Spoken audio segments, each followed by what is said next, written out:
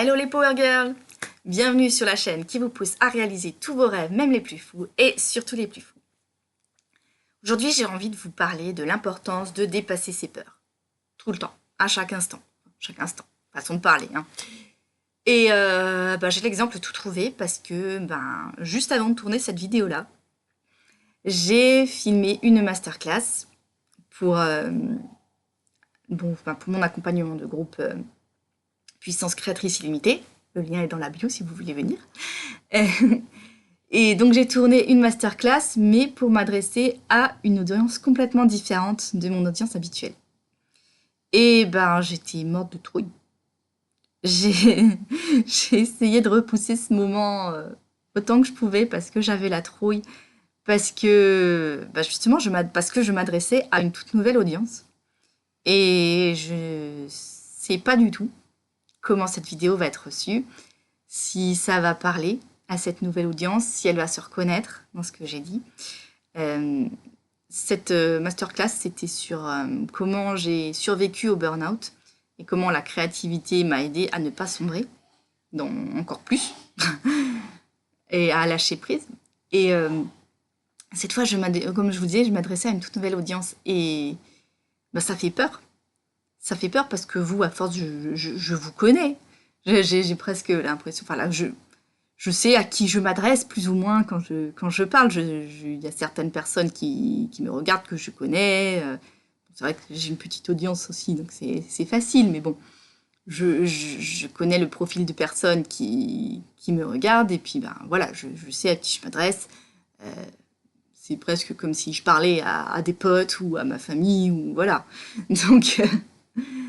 Voilà, vous, je vous connais, je suis à l'aise pour vous parler. Je sais que vous aimez mes vidéos, donc c'est pas pareil.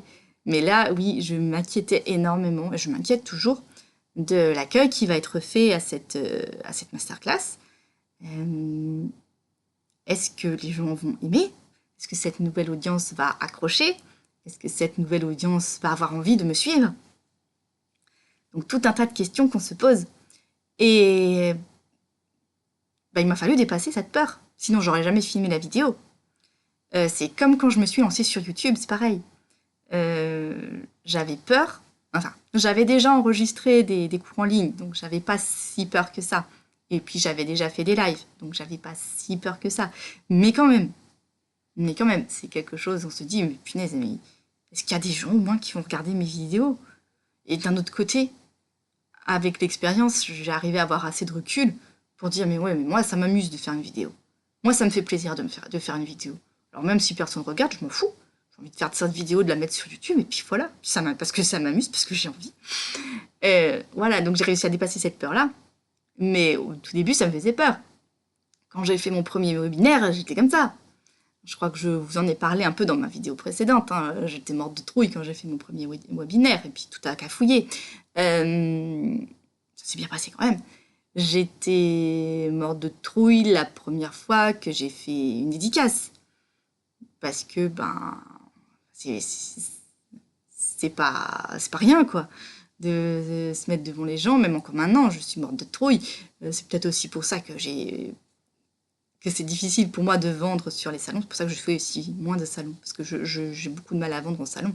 Mais il y a des moments où je suis morte de trouille à l'idée que quelqu'un vienne, regarde mon livre, et me demande de lui en parler. Alors que, mes livres, je les connais, je sais comment les présenter, mais... rien que l'idée, voilà, je préférais que les gens voient, ils regardent, ils disent « Oh, ça me plaît, je l'achète ». Pas qu'ils me demandent de lui en parler, d'échanger. Quoi, faut parler à des gens? Non, surtout pas. Si, ma grande, t'es obligée. Si tu veux manger à la fin du mois, faut que tu vendes. Et donc, si tu veux vendre, il fallait parler avec des gens. C'est comme ça, il n'y a pas le choix. Donc j'étais morte de trouille. J'ai été morte de trouille. Maintenant, je suis moins morte de trouille qu'avant. Parce que justement, dépasser mes peurs, c'est devenu mon quotidien. C'est devenu quelque chose que j'ai l'habitude de faire. Je le fais tout le temps. Donc à force, on a moins peur. Mais longtemps, j'étais tétanisée. Le moindre entretien d'embauche, j'en sortais avec le dos couvert de sueur. Alors, je sentais la goutte de sueur là, qui me descendait le long de la colonne vertébrale, mais littéralement. Tellement j'étais anxieuse, j'avais les jambes qui tremblaient, j'avais les mains qui tremblaient.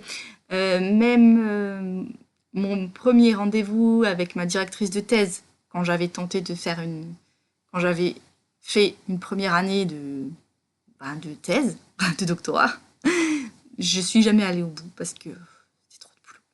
C'était trop de boulot. Je manquais de motivation en fait. Donc, mais voilà, quand j'ai fait une première année de doctorat, la première fois que j'ai rencontré ma directrice de thèse, j'étais mort de trouille, alors qu'elle était super enthousiaste, que mon sujet l'intéressait énormément, et que voilà, il y avait du potentiel. Mais j'avais peur. J'avais peur, même genre de peur, vous savez, quand on est ado, quand on est amoureuse, et puis on guette son amoureux de loin, et puis on dit ah, j'espère que je vais le voir, et en même temps, mais j'espère qu'il va pas venir me parler parce que j'ai trop peur d'avoir l'air d'une andouille. Voilà, c'était ce genre de peur-là. Euh, J'avais peur, j'ai eu peur quand j'ai publié mon premier livre, j'étais fière. J'étais fière quand j'ai publié mon premier livre. Mais en même temps, j'avais aussi peur de jamais réussir à le vendre. Euh, J'avais peur de devoir montrer ma tête sur les réseaux sociaux.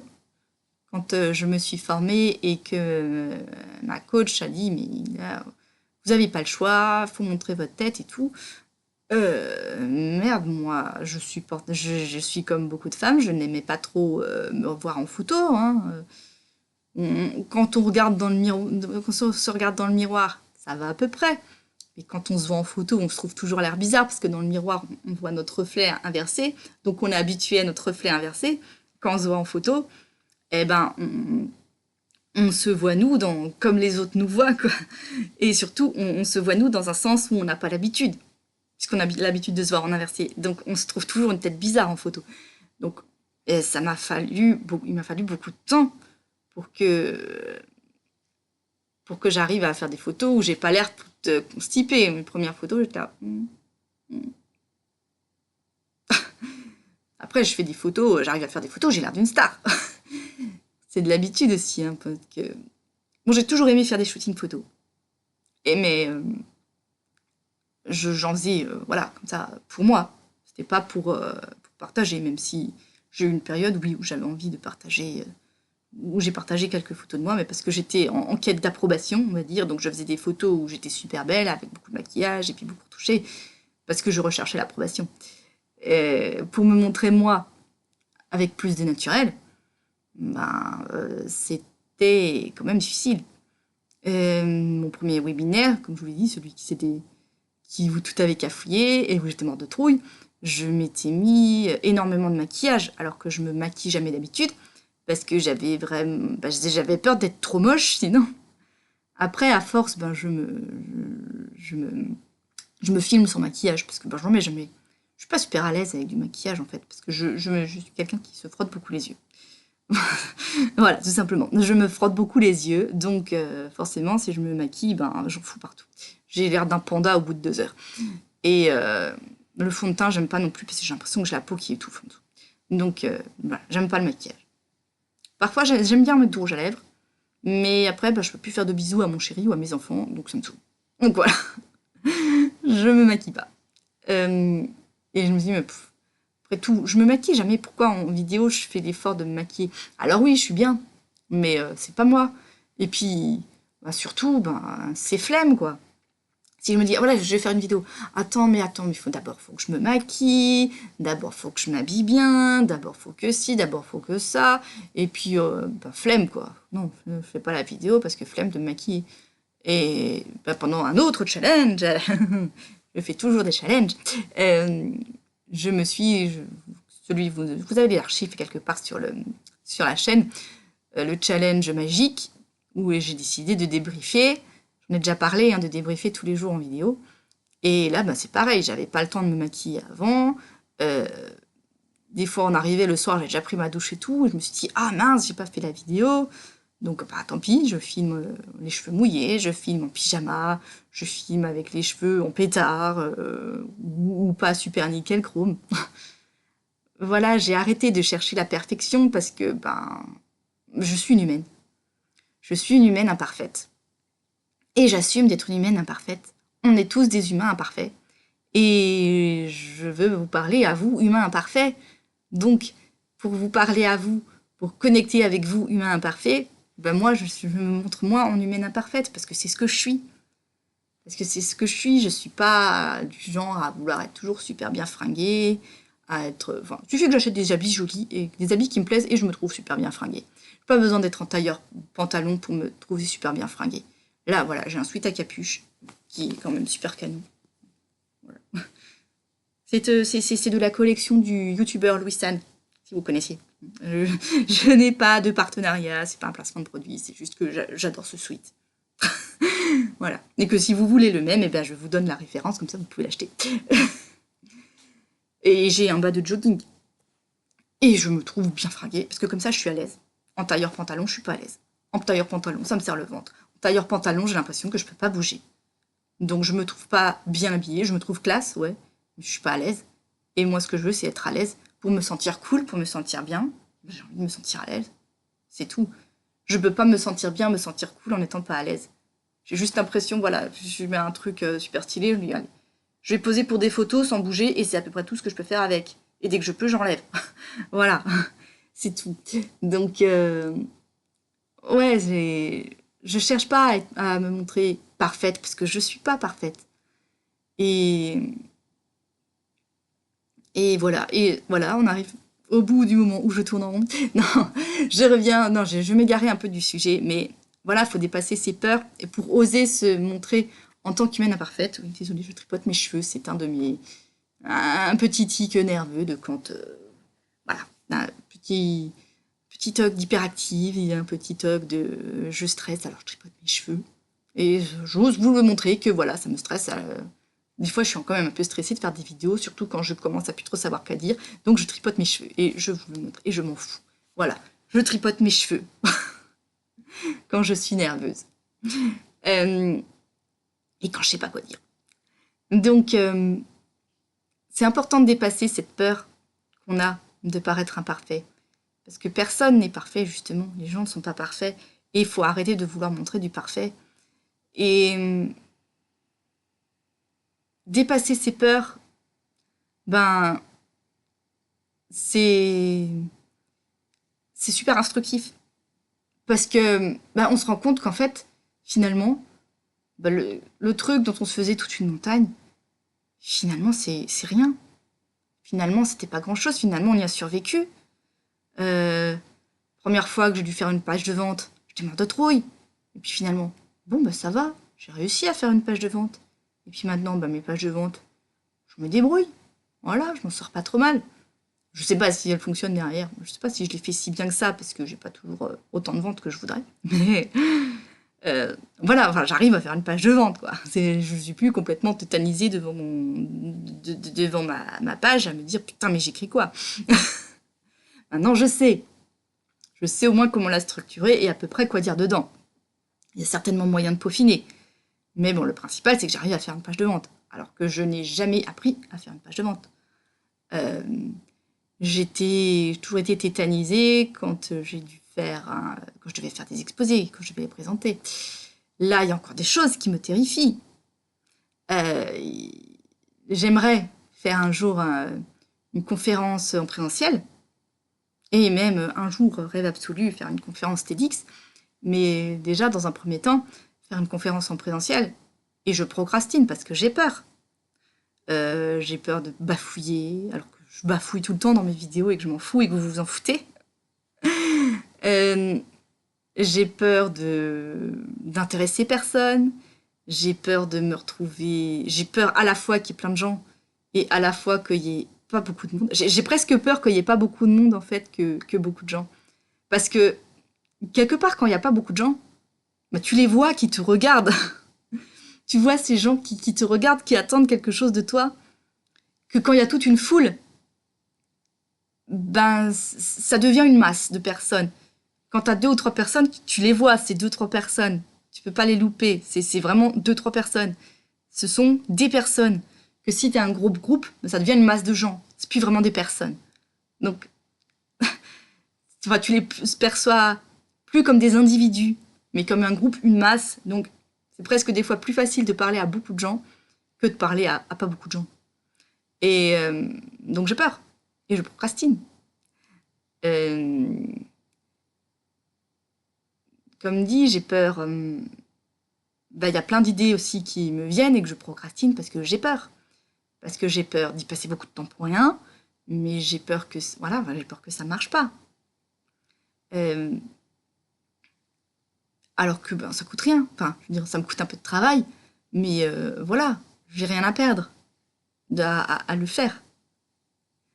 Là, cet été, avec ma famille, avec mon mari, mes enfants, on va passer une nuit dans une cabane. C'est un rêve qu'on avait depuis longtemps, et puis on l'a eu en cadeau pour notre anniversaire, pour nos 40 ans, une nuit en famille dans une cabane, donc c'est l'occasion. Et parmi les activités proposées, déjà il y a une méga tyrolienne géante, alors ça, je vais le faire de sûr, parce que j'adore les tyroliennes. Et une tyrolienne géante, mais ça va être le kiff de fou. Mais il propose aussi du saut à l'élastique. Et c'est un truc que j'ai envie de faire depuis longtemps. Soit à l'élastique ou soit à l'hélicoptère, soit en parachute. C'est quelque chose que j'ai envie de faire depuis longtemps. Et qui me fout, mais la trouille de dingue. C'est pas tant le vide en lui-même qui me fait peur, mais j'ai peur qu'une fois avoir sauté, que je serai au bout de mon élastique, là, au bout de mon fil, j'ai peur d'aller m'écrabouiller contre les rochers. Voilà. Parce qu'on jette un truc, si on jette quelque chose au bout d'une ficelle, on voit bien que ça se balance un petit peu à un moment. Donc j'ai peur que pendant ce moment où ça balance, j'ai peur d'aller m'écraser la tronche contre les rochers. J'ai peur de relâcher tous mes sphincters et de me pisser dessus, littéralement. Ça, c'est vraiment presque ma plus grosse peur. Pire que me fracasser contre les rochers, j'ai peur de me faire pipi dessus, de trouille. Donc, voilà. Mais je sais que cette peur, il va falloir que je la surmonte. Parce que j'ai quand même envie de le faire. J'ai envie d'avoir vécu ça au moins une fois dans ma vie. J'ai envie de me dire, je suis capable de faire ça. Parce que je sais que ça va être un gros kiff. Parce que je sais qu'après l'avoir fait, je serai super contente de moi. Je sais que je vais être remplie d'adrénaline, de dopamine, de tout ce qu'on veut. Et que je vais me sentir super bien. Et que ça va me faire gagner dans ma confiance en moi. Donc c'est important pour moi de le faire. Et c'est important pour moi de dépasser, justement, d'aller plus loin que cette peur. Quand on arrive à dépasser sa peur, en fait, on vit plein de choses incroyables. C'est pour ça qu'il ne faut pas s'arrêter à ah non, mais j'ai peur, ça veut dire que je dois pas le faire. Ça veut dire que c'est dangereux. Non. La peur, c'est l'ego, justement, qui aime bien son confort. Parce qu'à l'époque des cavernes, oui, quand on allait quelque part et que ça nous faisait peur, oui, vraiment, on risquait notre vie. J'ai dit quoi? J'ai dit au Moyen-Âge ou j'ai bien dit âge des cavernes? Parce que je voulais dire âge des cavernes et là j'ai un bug, je ne sais plus si j'ai dit âge des cavernes ou Moyen-Âge. Bref. À l'époque des cavernes, oui, on était vraiment en danger de mort. Hein, on s'exposait vraiment à ce que des animaux nous tuent, à manger des baies potentiellement empoisonnées. On s'exposait aux blessures, et comme il n'y avait pas d'antibiotiques, des blessures pouvaient s'infecter et mourir. Hein, vraiment, quand on prenait des risques, à l'époque, on risquait vraiment sa vie. Et cet ego-là, le cerveau reptilien, tout ça, ils sont encore branchés à ça, et ils sont encore à se dire, mais non, je vais pas faire ça, c'est dangereux. Puis aussi l'ego, il a peur de se rendre ridicule. Hein, l'ego, il se dit, cerveau reptilien, il se dit non, je risque ma vie, c'est dangereux, je vais mourir. L'ego, il se dit, non, mais je vais être ridicule. Et puis l'ego, lui, il croit que le ridicule, il tue. Donc, je vais être ridicule, je vais mourir. On va me rejeter, je vais me retrouver tout seul, je vais mourir. L'ego, voilà, il a peur tout le temps. Et j'en ai déjà parlé de cet ego qui nous empêche de faire les choses qu'on veut parce qu'il a peur, justement, parce qu'il a peur d'être rejeté, parce qu'il a peur d'être ridicule. Et quand on dépasse cet ego, qu'on est juste dans l'amour de soi, dans l'amour de ce qu'on fait, il se passe des choses incroyables. On découvre plein de choses, on apprend plein de choses sur soi. On apprend plein de choses sur la vie en général. On apprend qu'on est plus fort qu'on ne le pense, qu'on a plus de ressources qu'on ne le pense. Donc c'est pour ça que c'est important, pour avancer, de dépasser ses peurs. Comme le petit bébé il avance pour pouvoir marcher. Ou alors il tombe, il s'arrête pas là. C'est pas « Oh non, mais je suis tombée. Non, alors je vais me contenter de ramper. Parce que la dernière fois que j'ai voulu marcher debout, ben je suis tombée, je me suis fait mal et j'ai eu l'air con. » Non, non. Petit bébé, il pense pas ça. Petit bébé, il s'est dit « Bon, je suis tombée. C'est pas grave. Je recommence. Je recommence jusqu'à ce que je tombe plus. » Ben là, c'est pareil. Vous dépassez vos peurs. Et si vous vous plantez, c'est pas grave, vous recommencerez. Ou vous recommencerez pas si vous vous rendez compte que finalement, bon, c'était pas tellement un kiff autant que ça, quoi. Ça valait pas ça valait pas les efforts que vous avez mis dedans. Mais voilà, vous y allez. Vous dépassez votre peur. Vous faites un pas de plus en avant. Vous faites un pas de plus vers l'inconnu. Vous faites un pas de plus dans votre développement perso. Vous faites un pas de plus dans votre carrière. Vous faites un pas de plus. Toujours, au bout d'un moment, il y arrive. On a toujours au début, on fait les pas dans ce qu'on connaît. On avance à l'intérieur des marches qu'on connaît, des limites qu'on connaît. Mais au bout d'un moment, si on veut progresser, eh ben, il faut sortir de ses limites. Et dépasser ses limites, ça fait peur. Mais il faut y aller. Il faut y aller, sinon on n'avance pas. Sinon on ne progresse pas.